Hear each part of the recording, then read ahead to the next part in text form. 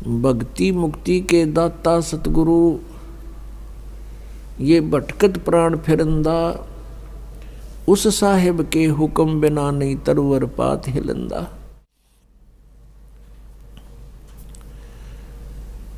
परम पूज्य परमेश्वर कबीर देव जी, ये वो समर्थ भगवान हैं, वो समर्थ प्रभु हैं, जिसके हुक्म बिना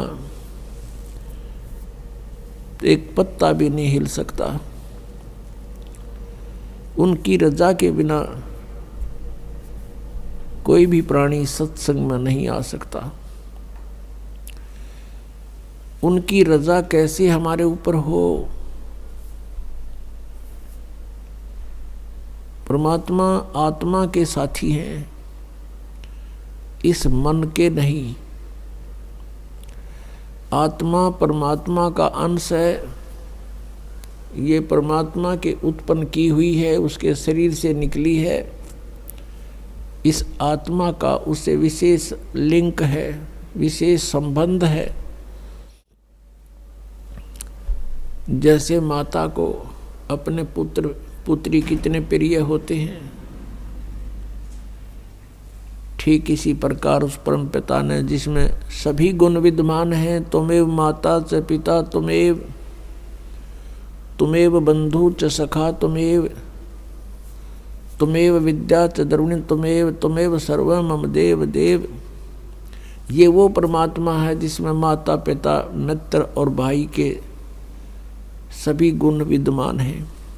ये हमारा सच्चा पिता है, ये हमारा जनक है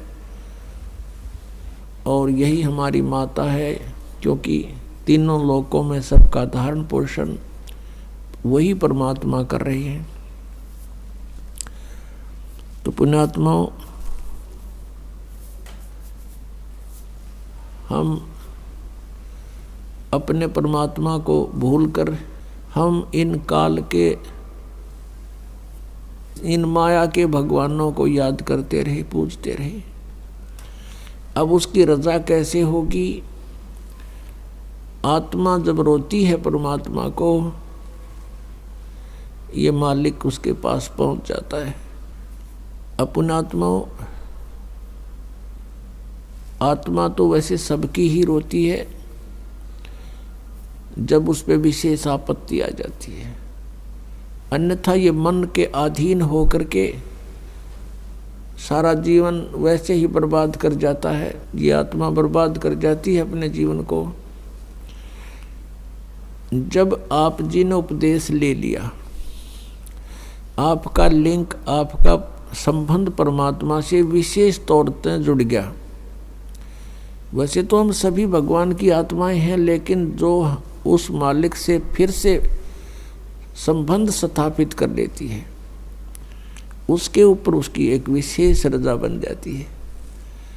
और फिर वो आत्मा सच्चे दिल से पुकारता है परमात्मा को, तो फिर उसकी रजा उस पर बनती है। और वो सत्संग में आने की रुचि नहीं करता है, संसारिक कार्यों को विशेष महत्व देता है, तो परमात्मा फिर उस पर रजा नहीं बख्शते।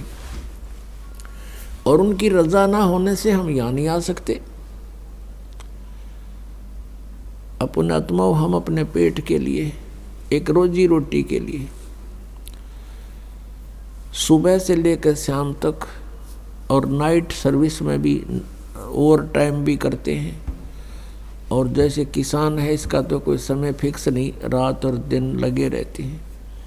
तो किस लिए लगे रहते हैं? कि केवल एक पेट भरे और एक मकान बन जा, बढ़िया कपड़े खरीद लें, ब्याह शादी हुआ उसमें खूब खर्चा कर दें।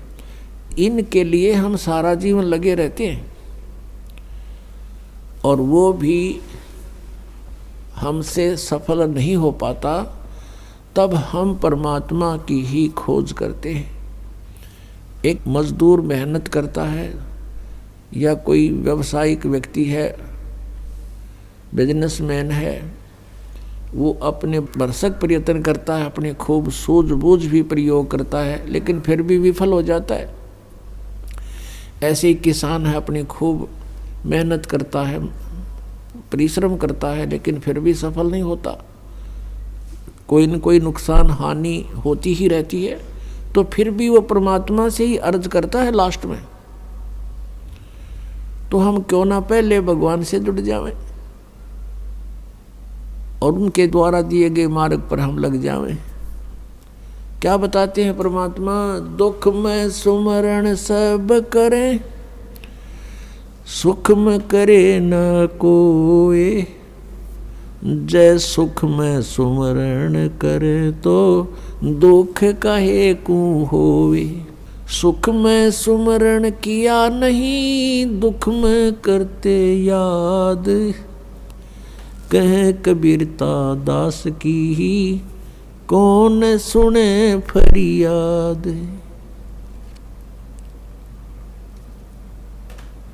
पुणात्मा, जब तक हम सत्संग नहीं सुनते तब तक हमें ये ज्ञान नहीं होता कि हम इस मनुष्य जीवन प्राप्त करके क्या करें। सत्संग में आने से प्राणी को ज्ञान होता है। महापुरुषों के साथ बीती हुई कथाएं आपको सुनाई जाती हैं, फिर आप भी उन महापुरुषों का आचरण करते हो जिन्होंने परमात्मा पाया, और फिर अपना जीवन सफल हो जाता है। तो हमने इस परमात्मा के लिए, अपने आत्म कल्याण के लिए समय भी निकालना पड़ेगा और 2 पैसे दान भी खर्च करने पड़ेंगे। कहते हैं देते को हर देत है, जहाँ तहाँ से आन, और ना दिया फिर मांगते फिर यो, परमात्मा सुने नहीं कान। अब जिन्होंने पिछले जन्मों में विधिवत साधना करके कोई पुण्य किया हुआ है, आज उनको परमात्मा ने समय पर रोटी दी है, अच्छा व्यवसाय दिया है, या कोई अच्छी पोस्ट दे रखी है, या अन्य कोई साधन उसका बना ही रखा है। अब उसकी रोजी रोटी की समस्या हल हो रही है, क्योंकि उसने पहले जन्मों में दान किया हुआ है, धर्म किया है। और जिन्होंने कंजूसी की थी, आज उनको कुछ प्राप्त नहीं है, कोई मजदूरी कर रहा है, कोई भिखारी बन के मांगता फिर रहा है। तो यहाँ परमात्मा कहते हैं देते को हर देत है, जहाँ तहाँ से आन, और अण देवा मांगत फिरो। जिसने नहीं दिया फिर वो मांगते फिरियो, परमात्मा सुने नहीं कान। एक इंसान रिक्शा के अंदर बैठा है और एक इंसान उसको खींच रहा है, चला रहा है। ऐसा अंतर क्यों है? क्योंकि जो रिक्शा के अंदर बैठा है उसने पिछले जन्मों में पुण्य किया है, और जो रिक्शा खींच रहा है उसने कभी पुण्य नहीं किया किसी जन्म में। तो पुण्यात्मा, हमारा मूल उद्देश्य तो ये होना चाहिए कि हमारा जन्म और मृत्यु सदा के लिए नाश हो। फिर भी हमें सतर्क रहना चाहिए। इस काल के लोक का कोई भरोसा नहीं, इंसान कब मार खा जाए। और काल की अपनी पूरी कोशिश रहती है कि किसी न किसी प्रकार इस प्राणी को परमात्मा से दूर कर दूं, इसके नाम को खंडित करवा दूं।